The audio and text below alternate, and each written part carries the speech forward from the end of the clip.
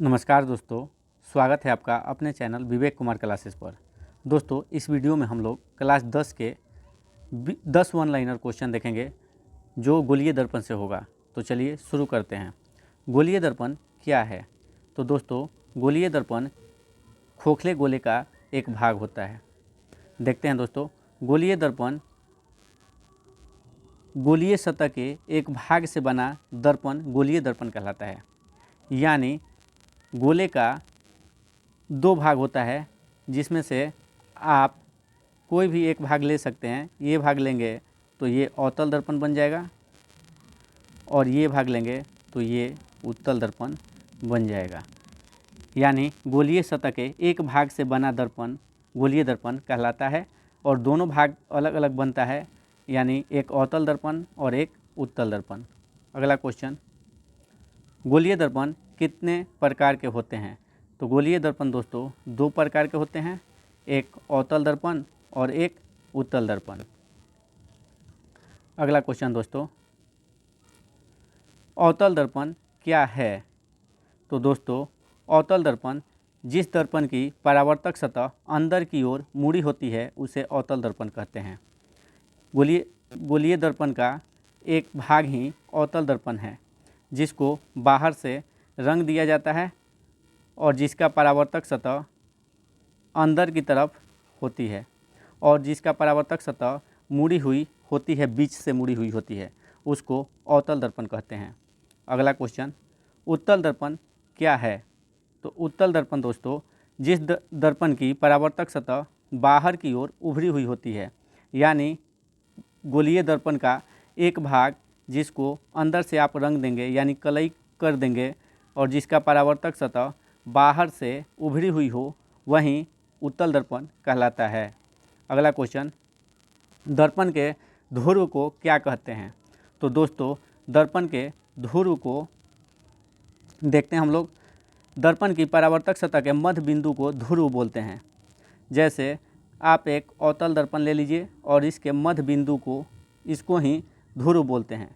चाहे आप उत्तल दर्पण ले लीजिए और इसके मध्य बिंदु को आप ध्रुव बोलेंगे, यानी दर्पण के मध्य बिंदु को ध्रुव बोलते हैं। इसको ही पोल बोलते हैं, जिसको P से दर्शाया जाता है।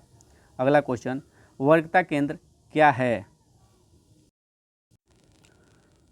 वर्कता केंद्र क्या है? दोस्तों, जिस गोले का दर्पण एक भाग है उसके केंद्र को वर्कता केंद्र कहते हैं। जैसे आप एक अवतल दर्पण ले लीजिए और ये एक खोखले गोले का भाग है, जो इस तरह से एक गोला होगा, इस तरह से एक गोला होगा, इसी का भाग है, और इसी के केंद्र को वर्कता केंद्र कहेंगे। अवतल दर्पण का वर्कता केंद्र ये होगा। या आप एक उत्तल दर्पण ले लेंगे और ये इस खोखले गोले का भाग है, और इस खोखले गोले का केंद्र ये मध्य में होगा।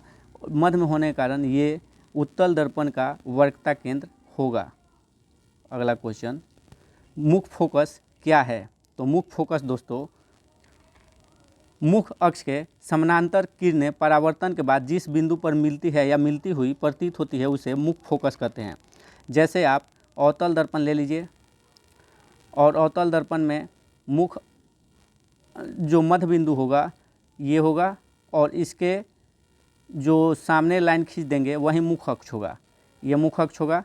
और इसके समानांतर, यानी इसके समानांतर ऊपर आप कोई भी किरण लेकर आएंगे और ये किरण दर्पण से टकराने के बाद जिस पर मिलेगी, जहाँ पर मिलेगी मुख्य अक्ष पर, वहीं फोकस कहलाएगा। ये फोकस होगा दोस्तों।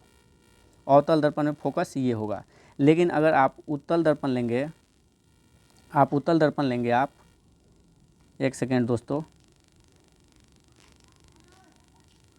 अगर आप उत्तल दर्पण लेंगे तो इस पे एक मुख्य अक्ष ये है जो ध्रुव पर आकर मिलेगी, और इसके समानांतर कोई किरण जाएगा। तो उत्तल दर्पण में क्या होता है दोस्तों, अगर कोई किरण मुख्य अक्ष के समानांतर आएगी, दर्पण से टकराने के बाद वो बिखर जाती है दोस्तों, इधर चली जाती है, ये मिलती नहीं है, ये बिखर जाती है।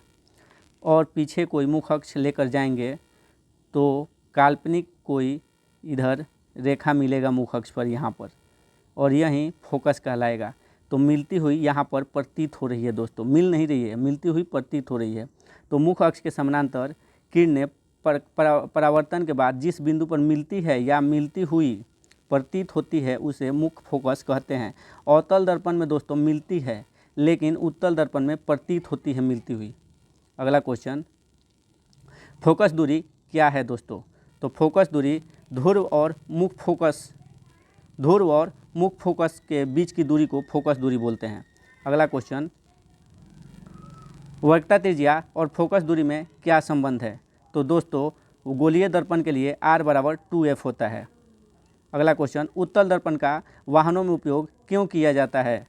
क्योंकि उत्तल दर्पण विस्तृत क्षेत्रफल का दृश्य दिखाता है और छोटा सीधा प्रतिबिंब बनाता है।